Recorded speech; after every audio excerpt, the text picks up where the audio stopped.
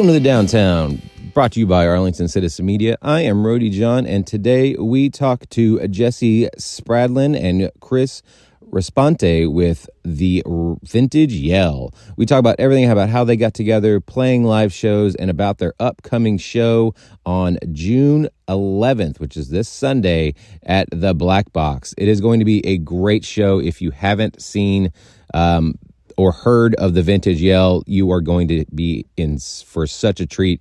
We've obviously had Jesse Spradlin on the show before. She is an absolutely amazing local talent. And as you'll hear, Chris has been and done everything. So them together is almost a super group at this point. But the Vintage Yell is going to be your favorite new band. So definitely go check them out this Sunday over at the Black Box. And that is going to be such a fun show. We get into it. So you don't want to hear from me. You want to hear from them. But at the end of the interview, you will hear Go Down, which is their hit single that they are working on, or they already worked on, released, and it's getting so much good traction and good reviews. So here is Jesse Spradlin and Chris Raspante with The Vintage Yell.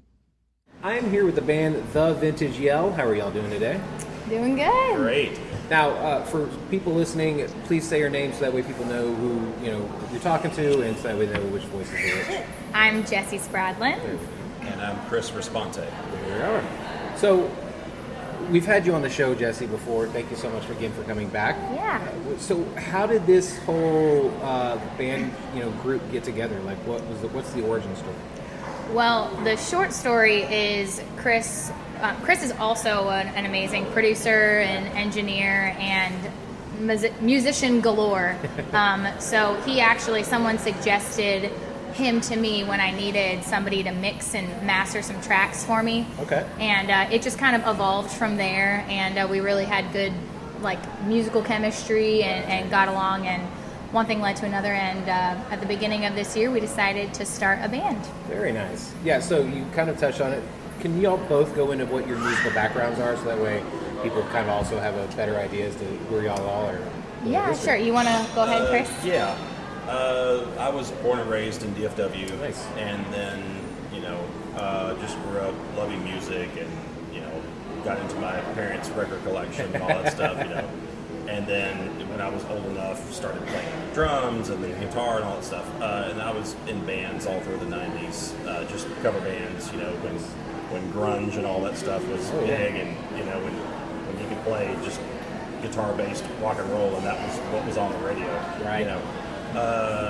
So did that all through the 90s, and then moved to Nashville in 2000. Wow. And was there for 16 plus years. Jeez, you really saw that city grow too. Yeah. Oh yeah. Oh, it definitely changed. Yeah. In the period that I was there.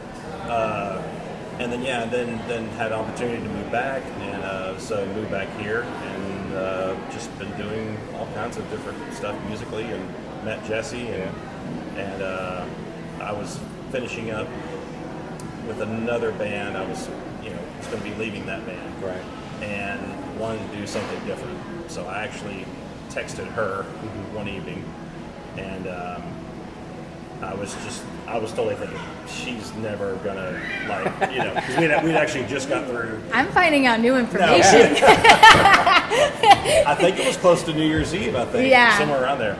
But I texted her, and I was like, I think in the new year I'm going to start a new band, and I think you'd be great in it. Yeah.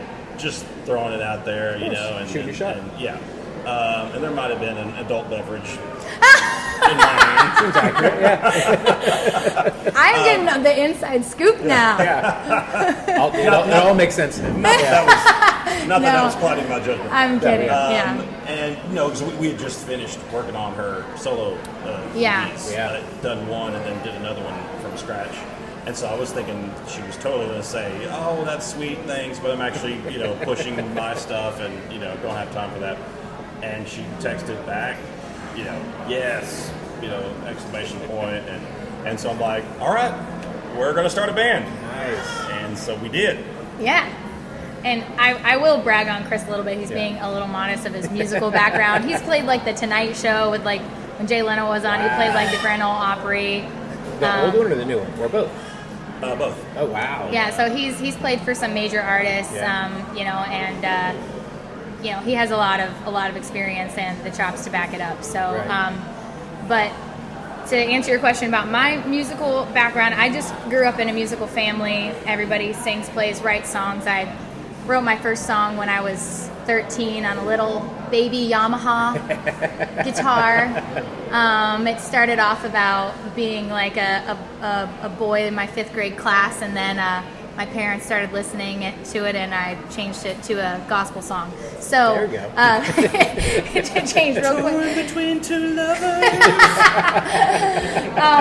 But no, I remember that was like my first song I ever wrote, and I actually got my first guitar at 13 after going to the Dallas Guitar Festival and seeing all these pink paisley electric Telecasters. I still don't have one. But just grew up with everybody in my family writes, sings. My dad was like, I think we talked about this last time. He's like Blues Hall of Fame guitar player, just insane. All my family they have pretty great voices, and they're all incredible writers. But I just really wanted to do it like for a living. Like I wanted to like really take it and make it into a career. So I come from just like a musical family. I feel like that's kind of how I got started. Very nice. Now I want to kind of bounce things real fast. So when you came back, you left the music scene here in the DFW area, and it was one thing, and you came back and it was something completely different. What do you remember when you came back? You were like, oh shit, what is going on here? Or the other way is like, oh no, what is going on? No, here? it's definitely different.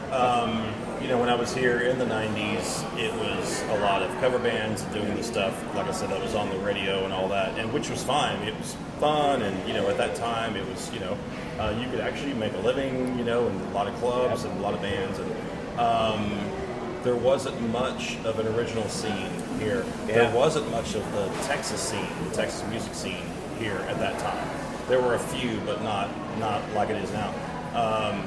And so I did notice coming back, or after coming back, that there was this whole artist, original band scene, Texas music scene that was not there, and venues that would actually support that, because back then it was all, like sports bars and that kind of stuff, and you were just, doing that thing. Yeah. And so that really changed,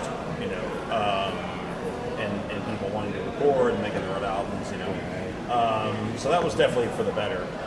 It seems that part of things, and with people like Leon Bridges that have been out here, anytime that happens, just like in the 80s, I know when like the Edie Brickell and the New Bohemians, came out, and it always seems like when a big artist comes out of DFW for the next 5 to 10 years, it kind of gives like a surge. Yeah. And I think, and there's been more than just Leon, but so I think that kind of gave at least Fort Worth, I think, a shot in the arm. Yeah, I think, because coming back, Fort Worth seemed to be on the map as much, if not more, than Dallas as far as a music scene, which back then may have not been the case. Yeah, everything came out of Deep Ellum or that area. Yeah, that was always leading the way. So that's some of the stuff that I noticed. I was like, oh, this could be cool. Yeah. And that's so interesting, because when I moved here in 2017, it was specifically because I met so many songwriters who were doing their own music, and I came from a place that in Virginia where no one cared about original music. Right. And so I came here on an internship in 2015, and I met a bunch of songwriters. I was like, these people are playing their own music and people care about it. Yeah. And they're listening to the words, and there's songwriter nights where showcases where everybody's like, don't talk, listen to the lyrics. Like, this event is specifically built around, focusing on these songs and the storytelling. And I had just never experienced a place where people value songwriting and storytelling that much, and that's what made me move back here in 2017. And I've never really gotten involved in like a lot of like cover situations, right? Like cover song stuff, because I found such a home and such a community in the artists in Fort Worth that were playing their own original songs every night, and all of us knew each other's songs. We all hear each other do them. There's a really good camaraderie, and like I'm just thankful that they like let me in their circle, kind of, but I never knew that existed, and now my standard is really high for what I'm gonna do. So you were spared all the 4 hour. They spoiled 9 to 1, me. 10 to 2. So they slugging still, it out in they bars. still do it like that, but they do original music, which is kind of sucks more because you have to have 4 hours of original songs. Right. Yeah. And but either way, yeah. So that's interesting because Fort Worth is really where I found a songwriter like community. Right. No, that makes sense. So flip it to your side now. So you grew up in a musical family, so music's always been in your blood. What have you learned being with Ryan or Chris? Sorry, because he's done all these amazing things, and he's played with these incredible people in these places where people, that's their dream, is to like the Grand Ole Opry is on so many people's bucket lists. Yeah. And the fact that you played at both of them is amazing as well. So Yeah. what do you think you kind of learned hanging out with him and playing with him? I mean, I don't think you have enough space on that little recording thing, but Learned what not to do. Right.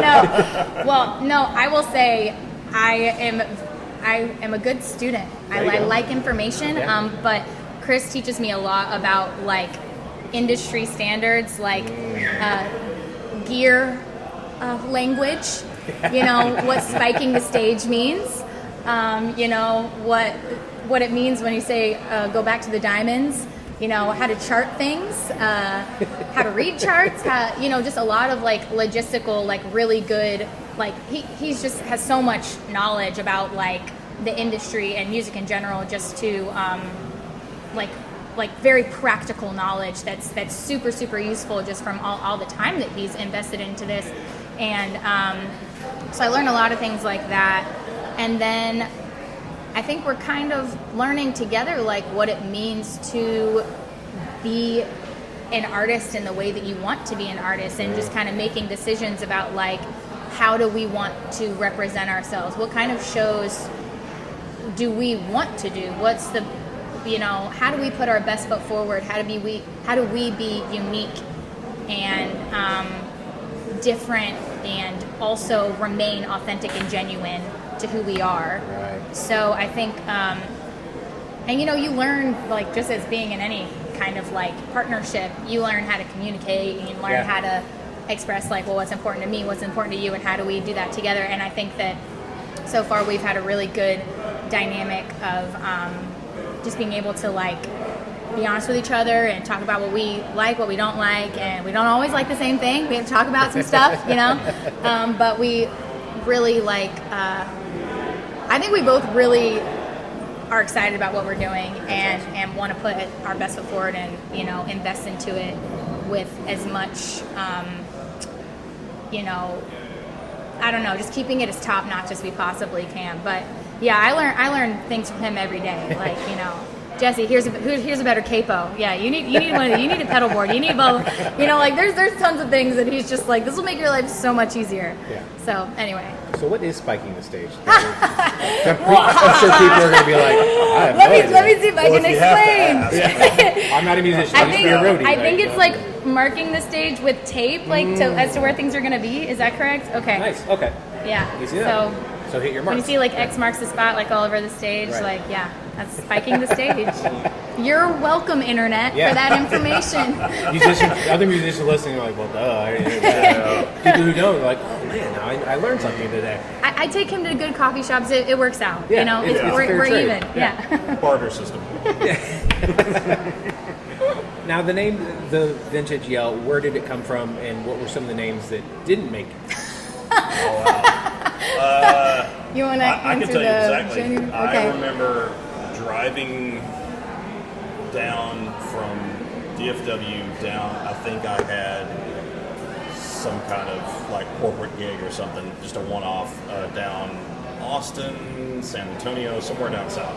Just driving, so it was going to be a long drive. Yeah. So I called you, and we were talking, and I was like, well, we got to, it was like early on, I was like, we need a band name. and started kicking around stuff. And she was saying, I really like the name Vintage. Like I want to, if that was correct, you were saying like you really wanted vintage in there.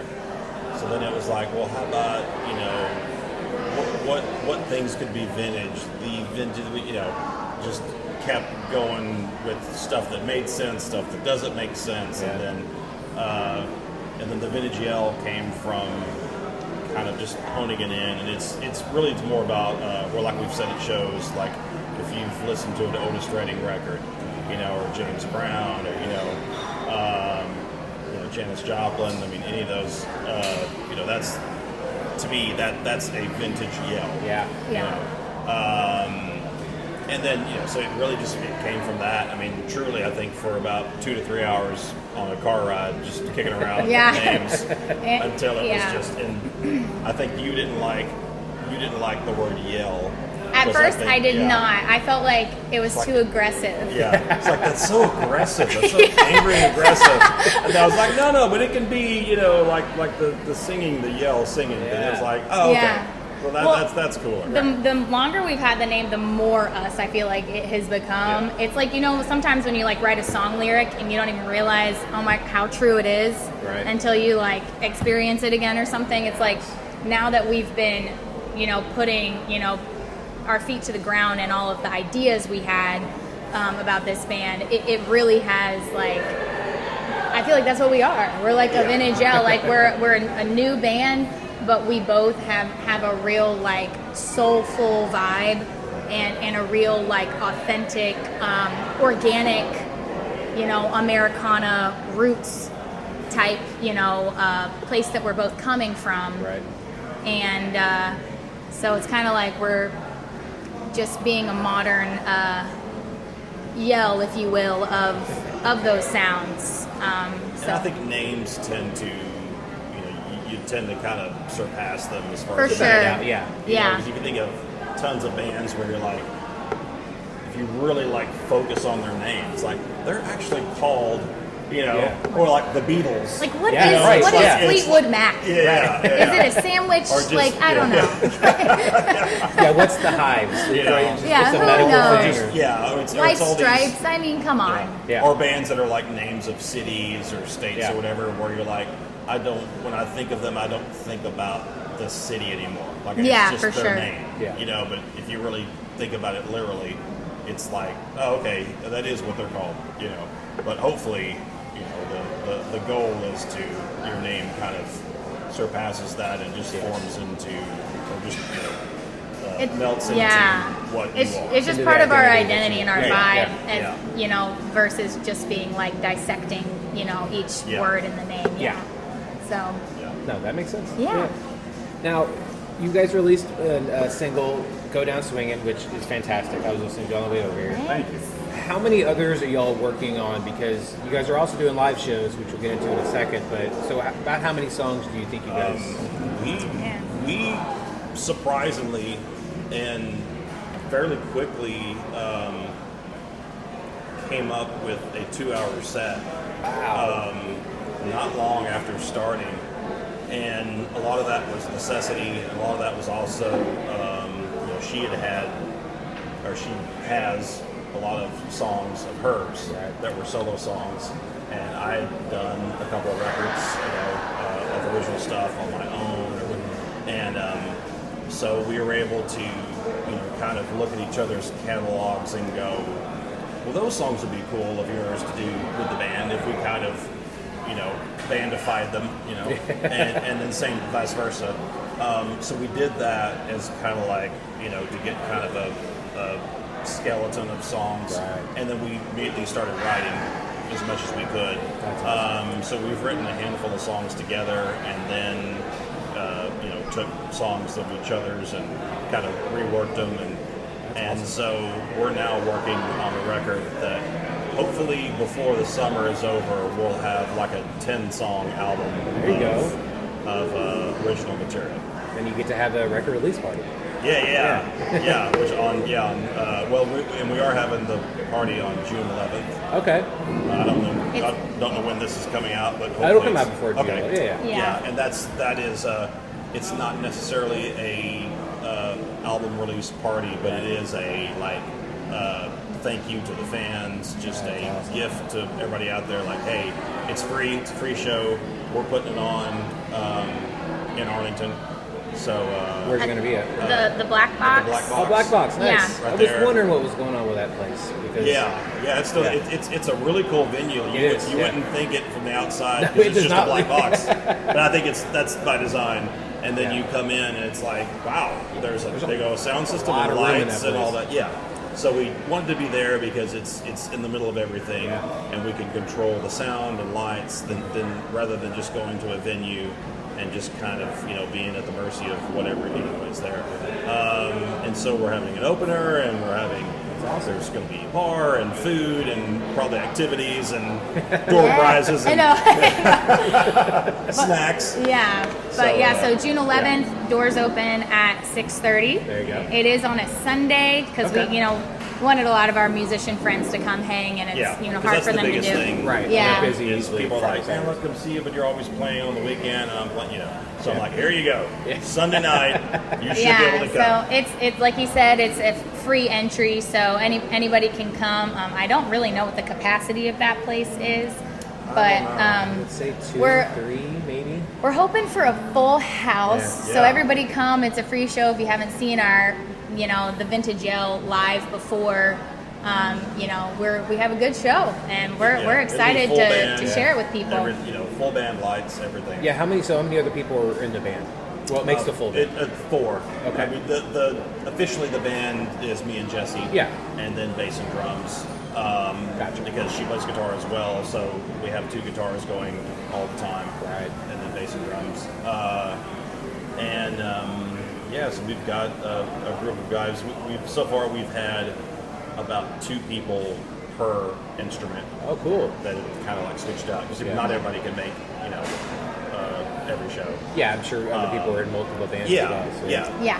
But it's all people we've worked with before and love playing with, and are great musicians.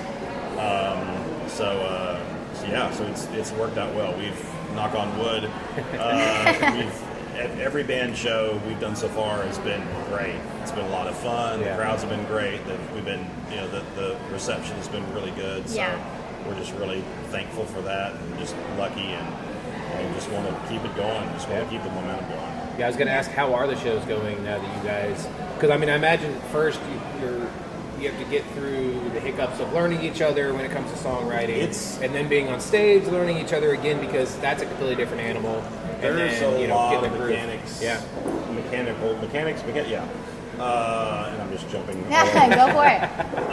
No, it's very surprising, like how much goes into a show when you're doing your own stuff and you're trying to put on a show versus you're just doing covers all night long in a club.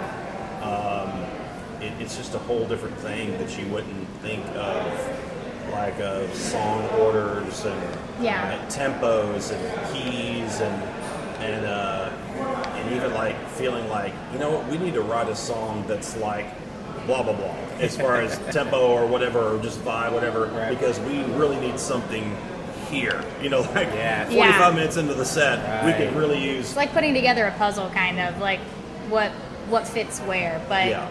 And I feel like part of it, I'll speak for myself at least, but part of it, it's like equal parts, like it comes naturally and it's instinctive for us to work together, and then equal parts, we have to put a lot of effort and work and homework into what we're doing too. Yeah. So I think the part that comes naturally makes the homework part worth it. True, yeah. Because we know, like, all right, and we did a couple shows that were kind of like trial shows that were like, okay, we're doing this really low-key like duo show, let's just see how it goes and learn from that. I think our duo shows helped us prepare for our band shows, and then now we kind of know what a duo show looks like for us, and now we're kind of perfecting our band show. But it depends, each event, each venue, you gotta make your set and make your vibe accommodate to the venue and to where you're at, so it just depends. Some songs work better in certain situations, so like we played the Dallas Guitar Festival on Sunday. Oh, nice. And I just let Chris know, I was like, hey, solo more than you've ever soloed in your life. Because I was like, these people do not care about singing. They came here to watch you shred. Like, that's what they're here for. And then, we're doing a show in June. We're playing the Texas Music Revolution Festival in McKinney. Yeah. And it's more like a female, I think we're playing like a female artist stage or something like that. That's cool. Yeah, so, that day is like an emphasis on female artists. So we might like lean a little more into like my stuff just that day, but it's kind of like, it depends on what we're doing. I think it's kind of like being a stand-up comedian where you can stay at home and think of jokes until the cows come home, but until you get on the stage and do them in front of people, and just see what the response is, you don't really know. That's true. What, you don't totally know. Right. Yeah. And music is really the same way, where you can have songs that you think are cool, and you also have songs that you may not think are cool, but it's like crowds really like them. That's happened. Yeah, that's happened to us, where I was like, wow, they really like that song, and I never would have thought that, And then there's songs that's been on our set list that we're like, we don't even play this one. We just might as well just take that off the set list because we don't even play it live because it just did it every time we got to it. We were like, let's skip that one. So it's just funny because you never know. Not for a festival crowd. Yeah. So. But the challenge is just working with what you have to work with. Where you can't just go, well, then we'll just do this song. Just pull a song out of the public zeitgeist. It's like, no, you gotta work with what you gotta work with. It's definitely a challenge, but it's super rewarding. Yeah. Fun. Oh, of course, yeah. And really, when you get that show, and it feels like, man, there's not, or at least, in my opinion, there seems to not be a lull, when you kind of get it there, where it's like, I don't think there's really one clunker in the set right now. Like, we've kind of weeded them out, or we've worked them, or whatever, and that really feels good, where it's like, what, put us up on whatever stage. We got this. Yeah. We're going to do a 90 or a 75 or a 2 hour, and I feel strongly confident. About it. That's when you feel really good about, hopefully you feel good about your material. And I will say, to answer your question about how the shows are going, I think that so far we've just gotten incredible responses everywhere we've played. We played the Granbury Wine Festival. Yeah. We played Bobby Fest and the Dallas Guitar Festival. We've played a few, good stages, man, even in Burleson, that one time we've just gotten really good responses of people being excited to see us again. Yeah. And that's what you want, is you want to start developing a fan base that's like, hey, tell me where you're playing next and I'll go. Yeah, without a doubt. So it's been going good as far as I can see. Yeah. Now, when it comes to making the set list, you guys talked about you both work with your solo stuff along with the stuff you guys work together.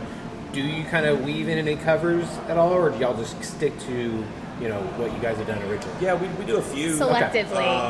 And which ones do you think have worked that you didn't think were going to work? Kind of like you were talking maybe about. that was surprised us. Like it's specific songs, specific covers. I don't know. I feel like we do a cover of "Good for You" by Olivia Rodrigo. Okay. And it's like real like sultry and like it's like if the Civil Wars chewed up that song and spit it out. And so Jesse's been really good at covering songs and doing arrangements on them that like you would not think at all. I like that a lot. She brought a lot into the band, like that I'd never heard done that way before, and was just like, hey, what about this? And I was like, well, that's cool. And either I'd heard the song already and like thought it was awesome, or I hadn't heard the cover yet.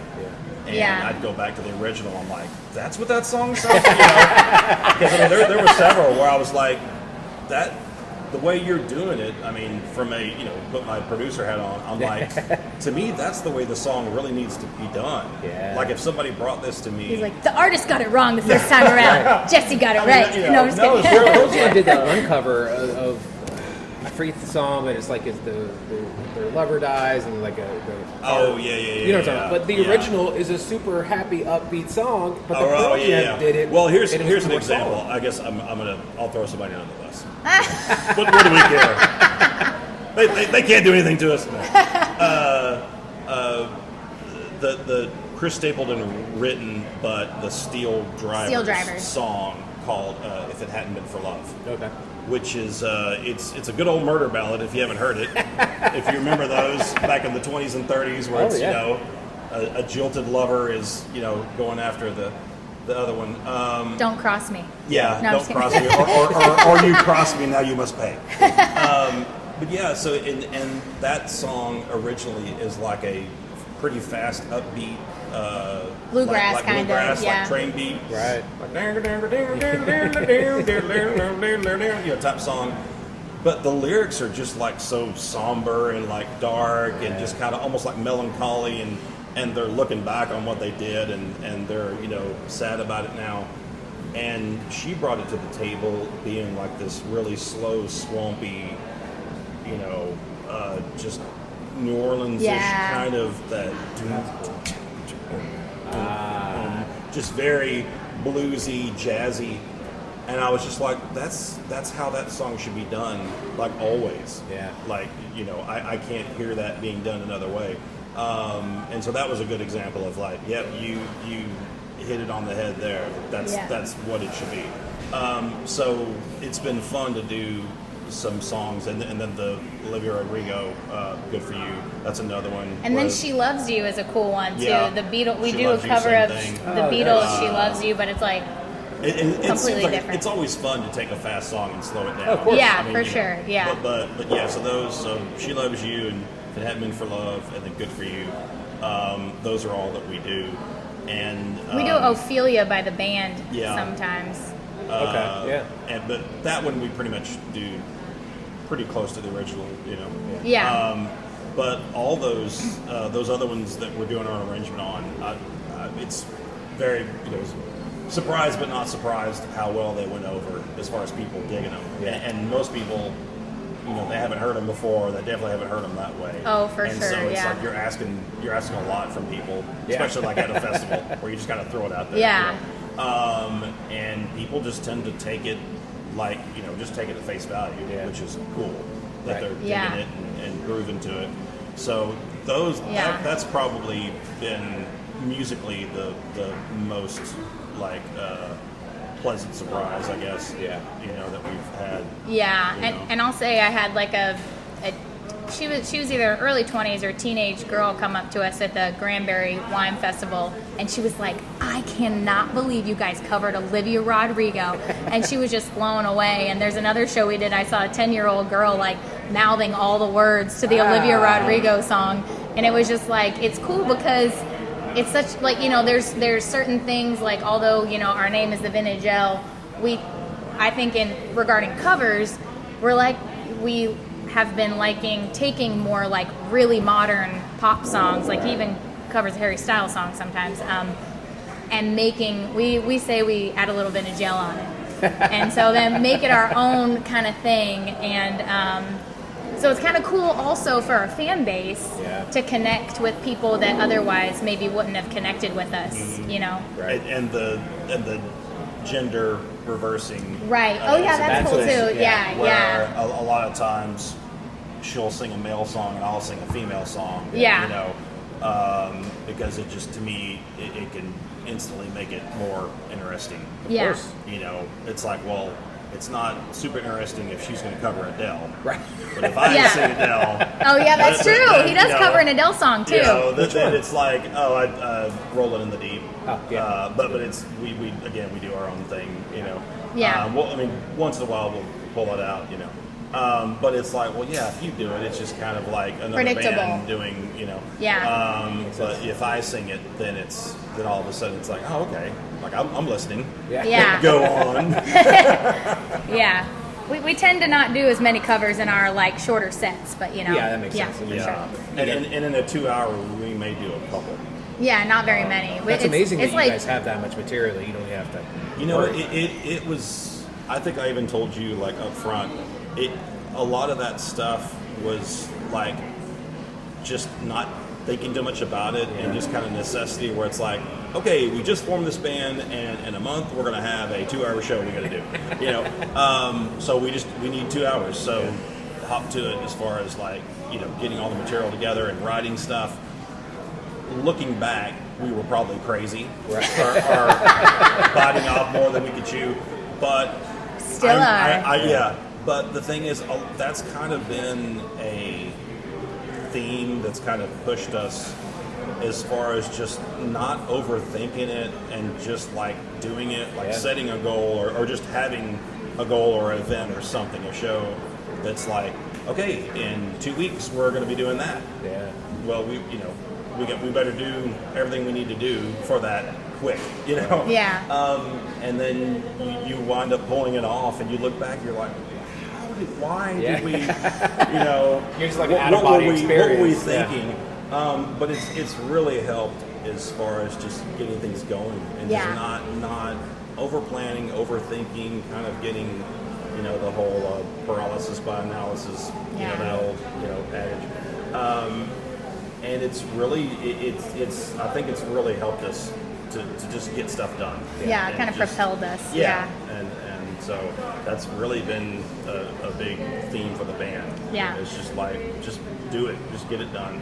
Yeah. It also shows how moldable and flexible y'all are, because there are some people that will be like, okay, this is the set, we have to do it exactly this way. And it's like something messes up, they freak out and they don't know how to continue, and they try to go back and fix everything and it doesn't work. Whereas opposed to, like, let's say a guitar string breaks. Well, how am I going to play around it? Because I'm not going to, you know, stop the entire set to try to change a string or anything. I think the like good that. thing, one of the good things is that with every show, we've always like tried to learn immediately. Yeah. Like as soon as we get through doing a show, I think we're like, you know, if we're not riding in the same car, we're like texting, going, okay, that worked, that was cool, that maybe didn't work so great, so, you know, next show maybe we should move or do this or do that or whatever, or I should, you know, and so we're trying to do that like every show and just really make things better to where you don't waste too many shows doing the wrong thing. Right. Yeah. And so that's been another really good thing that I think we've tried to do. Yeah, and we both have our spouses at almost every show that will very much tell us. Yeah. Oh yeah. They've seen you play enough times. Yeah. I mean, they always They have are not good. bashful. Yeah. And there's usually a lot of video. I tell you what, you know, video is like you can't hide from video. For the kids out there that don't know a thing called video, which is a joke, obviously. Yeah. If you really want to put yourself under the microscope, video. Watch a video yourself. back. Yeah. Yeah. Especially when you think you know, if you had a good show or whatever, and then go home and do the whole, you know, mirror on your big TV and watch yourself, you know, on the big screen doing your show, and you're like, okay, I'm not doing that anymore. Right. You know, or okay, I can't believe I wore that. Yeah. No, I'm just kidding. Wow. Okay, I need to fix that. You know. Oh, my face looks like that when I do that. Exactly. Okay, Yeah. So. Or, wow, I didn't realize I did that when I sang or whatever. But no, it's so that's been good. Humbling but productive. Yes. You know. Yeah. I mean, you're fine tuning it all. You have to like. Yeah, and you can't. You gotta like. There's no room for. I mean, neither of us have an issue really with this, but there's kind of no room for ego when it comes to, hey, we want this to be the best it can be. It's like, I'm like, okay, I'm clearly not, you know, playing that right, and I need to figure that out. Right. So that's my bad. And, you know, you live and you learn. And exactly. I think because both of us really we want it to be the best. And it doesn't matter. Like, if we have to adjust, like, if I have to adjust, that's fine. If he has to adjust, it's fine. Like, whatever it is, we'll figure it out because we just want it to be a great show. You know, kind of no matter what the cost. Right.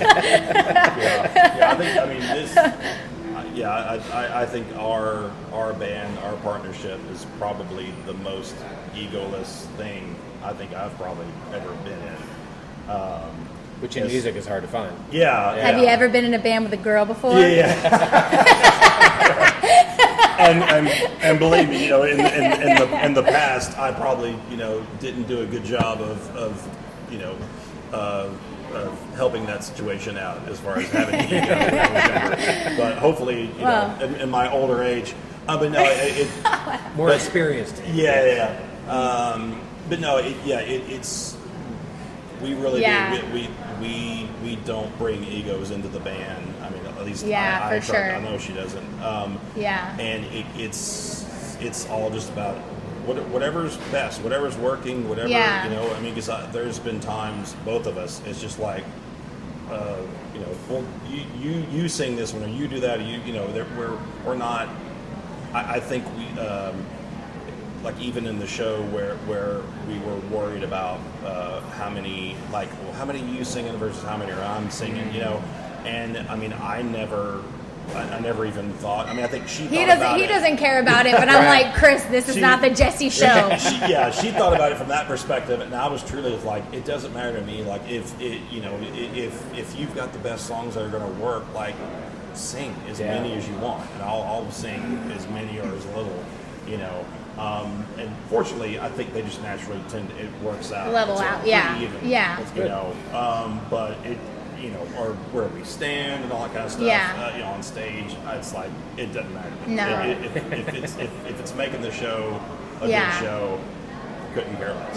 Or who's writing, who's bringing the song idea. And you know, we're going to finish it together. So it doesn't bother me in the least. And we're a team, and like whatever's best for the team, like we'll do that. So it's been really good. Like this is like, I mean, # dream team. Like seriously, that's what I'm saying. I'm like, there's so many strengths that both of us have that are complete like opposite strengths. Like, you know, that, you know, together it just makes us unstoppable. You know, but it's true. Like there's things that, you know, I don't have the experience in, you know, so many things that Chris has, and we both bring such different things to the table, but such complementary things to the table that it ends up just like really working out, and I mean we're having a good time doing it, and it's exciting and fun, and we're both really dedicated and passionate about it. So Good. That's always good to see, especially, I mean, you guys are almost 6 months into this thing, and you guys are already gelling so well. Are we 6 months into this? I mean, if you guys started at the beginning of the year. Yeah. Oh my gosh. And again, it was we knew each other. We had known each other about a year or two prior to that. Maybe, man, it all flows together. Like, so we'd worked. Yeah, we had worked in the studio twice. We were acquainted with each other for sure. I overdubbed and mixed 6 songs at least. Like a 5 or 6 song EP of hers, and then we went to the studio later and we did another EP of hers from scratch. Like recorded it, mixed it, played on it, all that. So we had probably a good year of knowing each other and working with each other. Nice. Okay. And then, but we officially didn't start the band until 2023. Right. Yeah. Into 2023. So but again, it's that whole. It's where I think we try not to just look at it too closely, like analyze. You know, it's like how if you long look at it, might disappear. You know, it's almost like, you know, just keep moving forward. You know. But it is crazy that it's only been, but it also feels like it's been a long time. It feels like from January until now, like we've done so much. We've gotten a lot accomplished. And I don't mean like boasting so much. I mean like we've put a lot of work into it. I mean, there was probably the first month or so, I remember her coming over to the house like multiple days, not just, you know, be like 3 days in a 5-day work week, you know, for hours and hours, just not just songwriting and doing that stuff, but doing like all the stuff you would have to do off stage, you know, promo and this and that, and getting a website and doing different just housekeeping type stuff. Photo shoots, like just creating social medias, creating emails, you know, like, and you know, somebody's got to email the booking people. And you know, like there's a lot of administrative work that goes behind, you know, all of what we get to do on stage. The unsexy part. We probably put a year's worth of time of work into a 6-month period Yeah. or a 3-month Yeah. or 4-month, just like, again, it was like, we're going to do this and we've got a date booked at whatever date it was, so we got to have this stuff done by that date. Right. And Like just, no questions. Like yeah, you got to like, figure it okay, out. So what are we going to do? If I got to stay up till, whatever tonight, I'll get it done, Yeah.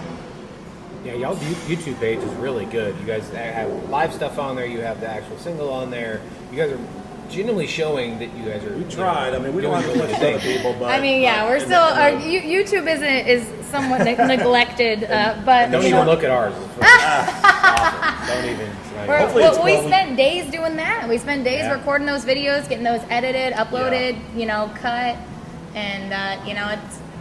But I'm just glad somebody's watching them. Right. well, we've got some good Yeah. footage of the guitar show. Got some Oh, good yeah. footage of the Granberry Festival and some other There'll be ones. more stuff coming soon, There's good- but yeah. Yeah, I But mean, yeah, y'all- we definitely, establishing your YouTube, your Instagram, your logo, your name, getting, there's a lot of stuff that goes into starting a new business, which essentially a new band is kind of like, yeah. starting a new business. Big So, time. it's a lot, but it's you gotta do what you gotta do. Yeah, it's worth it in the end. Yeah, for sure. I mean, speaking of big things, you guys are going to be playing Levitt in the fall, which Yes. has Yes. been announced but not announced because it's the date that they have is off Yes. by a couple months. But go into you guys are playing in September. You want to? Yeah, I'll say the name. So we are officially opening for a band named Kin Fo. I don't know if I'm saying that right, but it's Kin. Is like Ken Fo, I believe it is. FAUX. That seems fun. So on September Apologies to 9th. Ken Fo for us getting Yeah. So we're opening for them on September 9th. I've awesome. played the Levitt a few times, but I've never played it as the Vintage Yell. So this is kind of our debut Yeah. at the Levitt for the Vintage Yell. But We were going to be there in May, but it got moved back. Right. So Which Yeah. I was telling her, it's better in September. It's not as hot. The sun is not directly on you. that's what we're going with. Yeah. I think it's better. I mean, the person opening for May would have been better. but- I'm- or maybe yeah, not. Who knows? I will. Well, Yeah, I'm a just- fall person for sure. Yeah. So Okay. I love the fall. So anything to get more outdoor shows being in the fall is Yes. fine with Yeah. me. Well, I'm so glad to be opening for them. I mean, we're playing the Levitt. It's always a cool venue. It's yeah. always a cool crowd. So I've just gotten such a great response every time I've played there. They always sound great. So just getting to play the venue Yeah. itself is a really cool thing for us to do. So that'll Yeah. be good. Local artists, if your goal is not to play Levitt, then maybe you need to redo your goals. I'm just saying that right now. Yeah. So we're definitely grateful to have the opportunity, and yeah. There you go. That was another thing that wasn't around when I was back here. Oh, yeah. Levitt You is know. an amazing venue. After moving back, it was like, wow, that wasn't here before. There's So- diehards that come every single night. Yeah, that's the Oh, thing yeah. is Amazing. the venue has its own following. Yeah. So that's another thing that you get is people who just go to that venue Yeah. for every single thing they do. So, yeah. Yeah, and they're doing so many great festivals there too now, and different days and so. It's good to see Arlington, kind of have their time and start to come up and Yeah. and have more live music and artistic driven things. Right. Because there's been so much history in music here anyway, Big time. over the years, and so I think that things are starting to be even more of that and promote that, Yeah. and having these venues and having places like the Black Box Oh, yeah. and Levitt, so it's really cool. I spent a lot of time here back in the day, and lived here, so it's cool to see it. Yeah, there are so many great small clubs as well. I mean, Dr. Jekyll's does a fantastic job about local music. Mavericks does good, more metal side if that's what you're into, but they still provide a great venue as well. There's another one Division, Growl. They do local music every weekend, and they, pushing the local music is what I think more people need to do, because your favorite band at some point was an opener and they were a local band. So push Yeah. those guys so that they can be playing AT&T Stadium or Texas Live. There's nowhere in between I love Arlington Music Hall, but I think they need to maybe switch some gears a little bit and maybe focus a little more on the music as well, or the local music. But that's above my pay grade, so it's not. I have no control over that. That would be fun. Have some local nights. Well, there needs to be like a middle ground, because there is like, Jekyll's and super small clubs or caves, Yeah. but there's no like House of Blues type size in Arlington. Yeah. And I think there needs to be like that middle ground of, all right, we have this, or you have AT&T Stadium or Texas Live Backyard. Like, there are huge differences. Like, Yeah, you for need sure. that little bit of the middle ground to kind of maybe even bring in national bands to where they might have local bands opening for them, or local bands, like you have a giant festival where you have like 10 of them, where they all playing back to back, and so I think that would be great. Yeah, that'd be awesome. So maybe one day. I don't know. Who knows? Yeah. Now, you guys have already gone so far just within the first, part of the year. Where do you guys see yourself this time next year?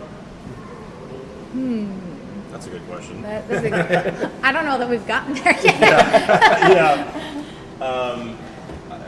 I think we're still just continuing to learn what works and what doesn't, and what we want to do and what we don't want to do.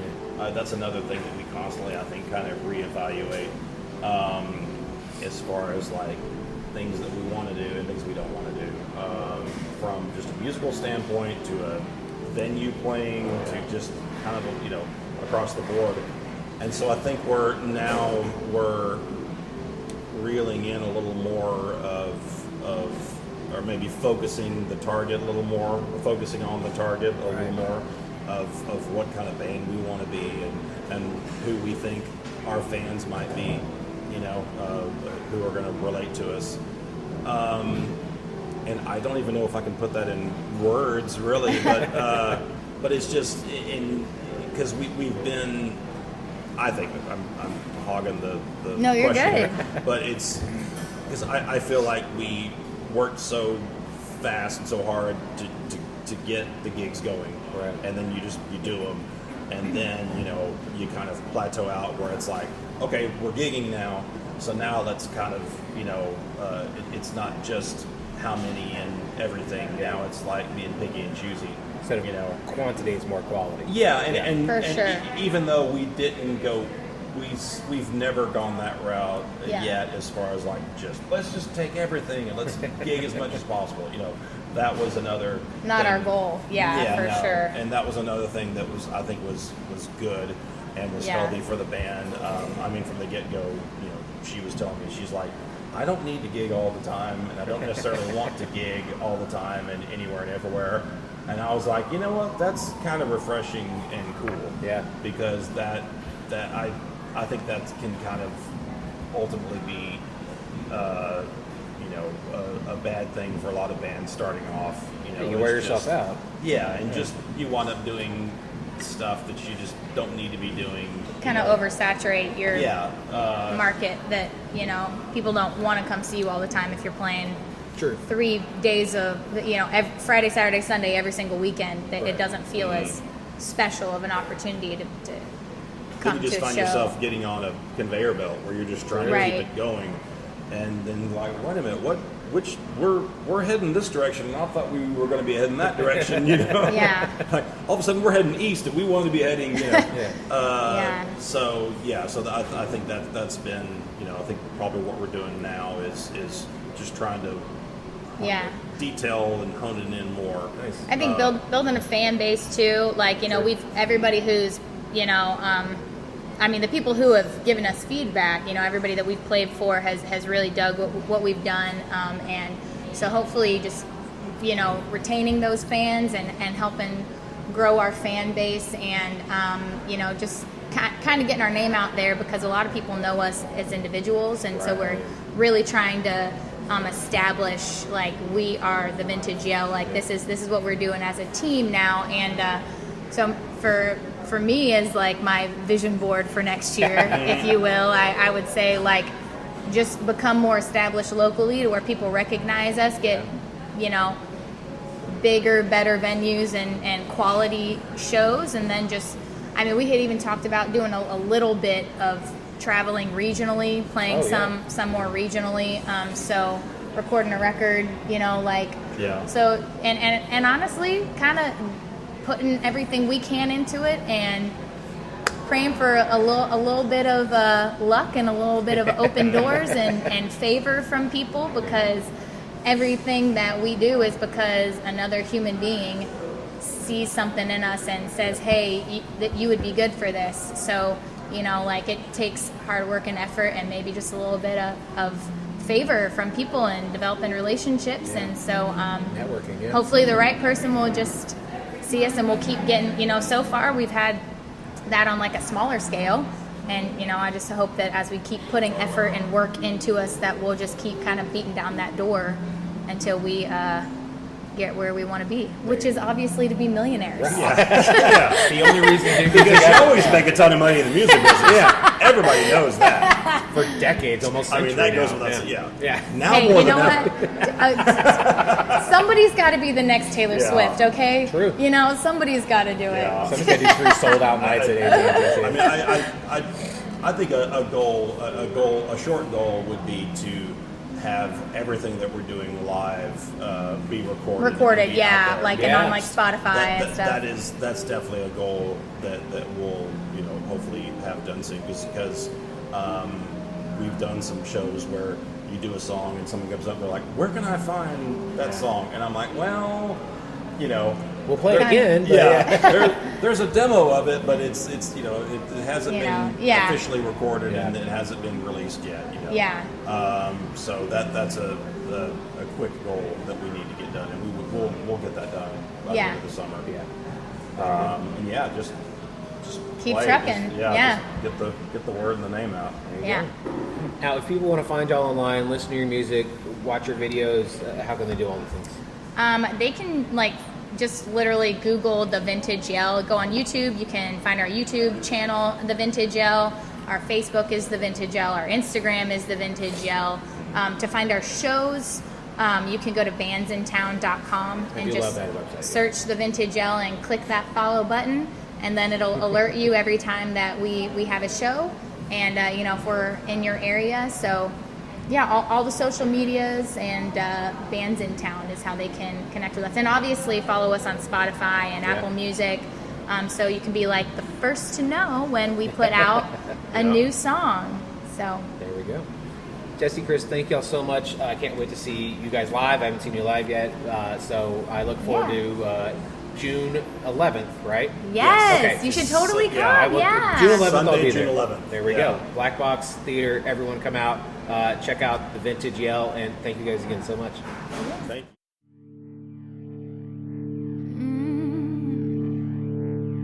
If I'm gonna go down swinging, sticking around, not throwing my towel. This old town will break you if you let it. So ring that bell, call the next round. Don't give up, don't give in to the rain. Free yourself, cut loose all that pain.